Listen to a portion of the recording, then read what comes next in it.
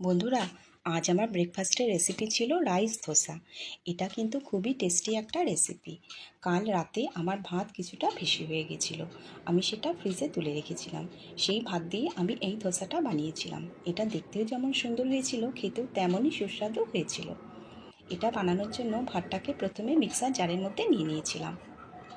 এরপর আমি half cup সুজি বাইন্ডিংয়ের জন্য আর একটু দই দিয়ে দিয়েছিলাম, হাফ কাপ দই দিয়ে দিয়েছিলাম।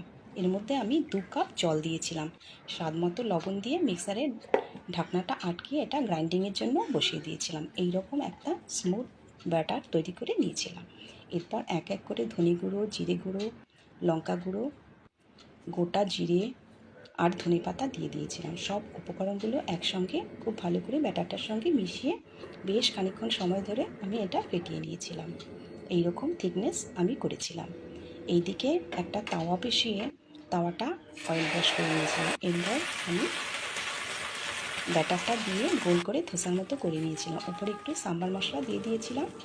বেশ খানিকক্ষণ সময় ধরে ধিমি আছে উল্টে পাল্টে ভেজে ক্রাঞ্চি করে ভেজে আমি নামিয়ে নিয়েছিলাম। এইভাবে আমি বাকিগুলোও করে নিয়েছিলাম।